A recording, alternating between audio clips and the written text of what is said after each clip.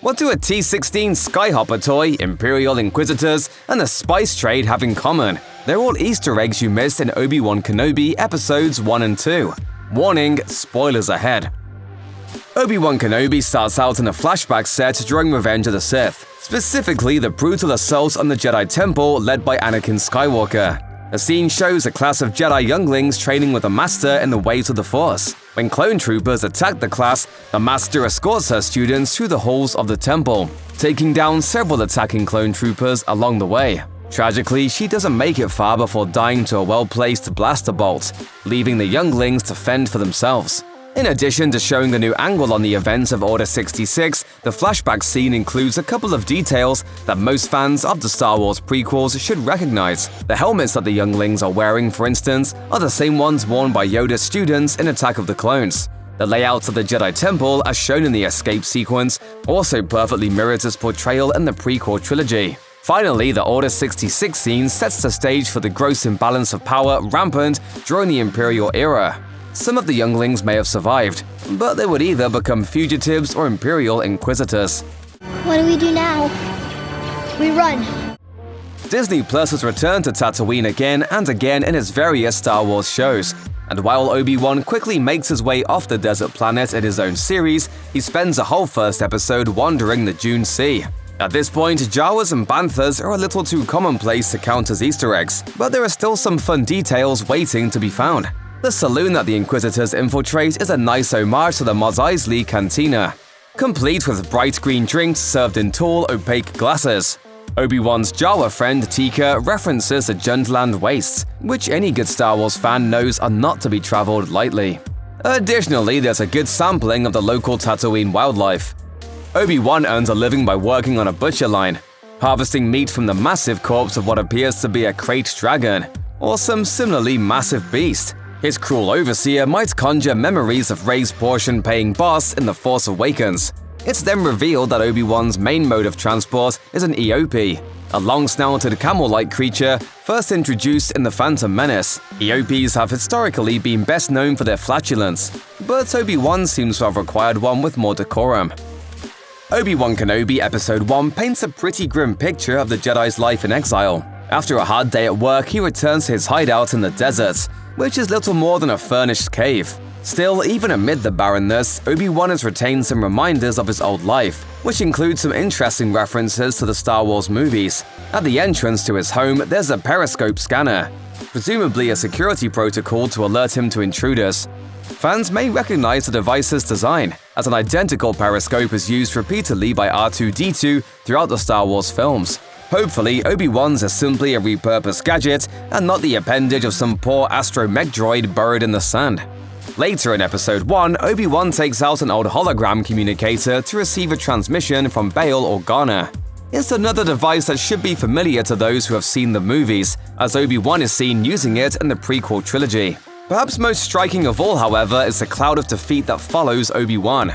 Under his Ben persona, the Jedi truly looks like he's given up. He's buried his and Anakin's lightsaber in the desert, in what is a possible allusion to the end of The Rise of Skywalker. He's terrorized by nightmares, and he is hesitant to use the Force in basically any scenario. Given how calm and controlled Obi-Wan is in A New Hope, it's interesting to see him in such a dark place.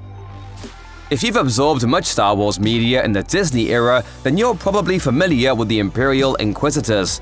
Moses Ingram's Reva, who takes the villainous lead in the Disney Plus series, is a new addition, but some of the Emperor's agents have appeared in the past. Sun Kang's fifth brother, for instance, has featured in several previous projects, including the Darth Vader comics and Star Wars Rebels.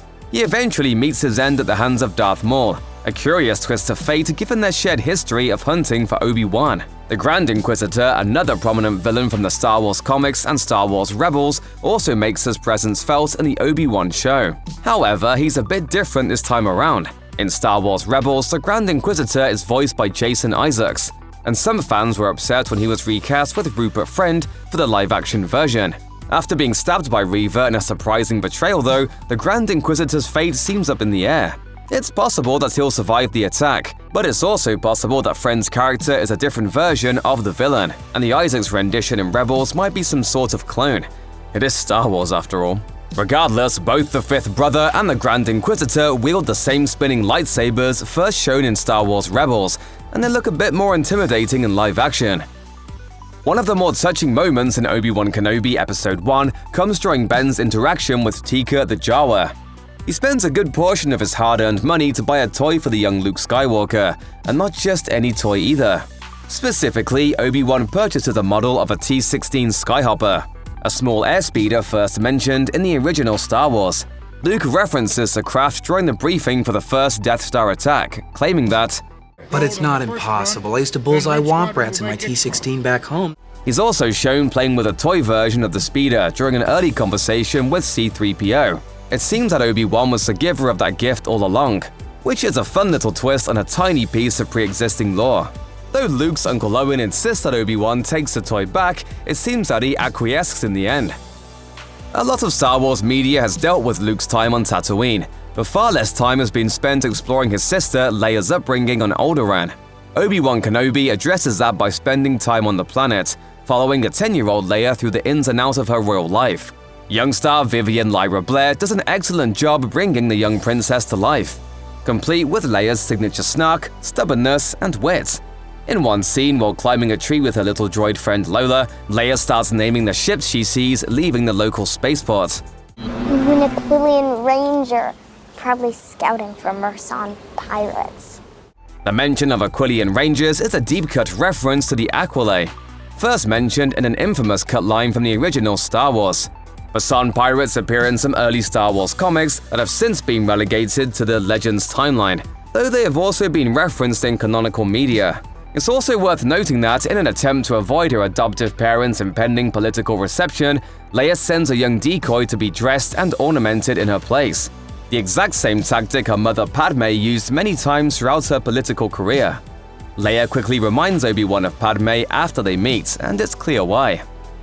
Soon after arriving on the crime-ridden world of Daiyu, Obi-Wan sees a face he certainly didn't expect.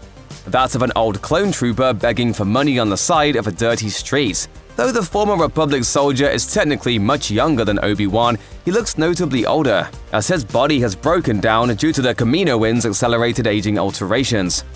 It's a powerful reminder of what happened to the clones after the rise of the Empire. As shown in Star Wars The Bad Batch, most were quickly phased out of military service.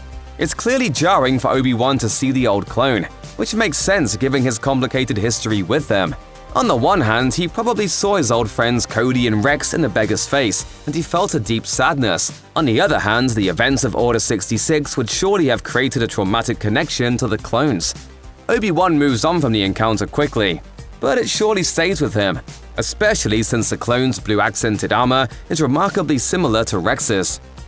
If there's underworld activity happening in a Star Wars story, there's a good chance it has something to do with spice, the all-purpose drug signifier taken straight from Dune. That rule holds true in Obi-Wan Kenobi as well, with the spice trade rearing its head immediately on Daiyu. A young dealer tries to sell the rogue Jedi some of the stuff, naming a few different varieties, including Kessel, a primary space planet most famous for the Kessel Run, and Felucian, a reference to the planet Felucia, where Jedi Ayla Secura met her unfortunate end during Order 66. Later on, Obi-Wan infiltrates a spice lab and even uses a vial of the stuff to fend off a group of would-be captors. He smashes a small glass container on the ground and locks his attackers in with it, sending them all on what looks to be a pretty intense trip. Less an Easter egg than a fun little detail, this one's still worth mentioning given the main character in the series. In the original Star Wars, Ben Kenobi describes lightsabers in an interesting way. An elegant weapon for a more civilized age. This line is referenced again in Revenge of the Sith, after Obi-Wan discards a used blaster and declares it so uncivilized.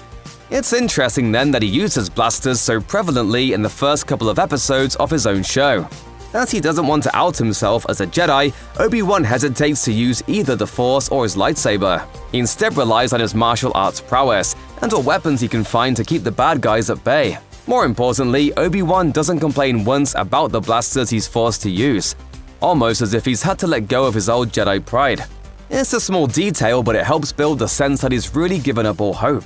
If Obi-Wan Kenobi can use a blaster without a snide comment, things truly have taken a dark turn. Check out one of our newest videos right here. Plus, even more Looper videos about Obi-Wan Kenobi are coming soon. Subscribe to our YouTube channel and hit the bell so you don't miss a single one.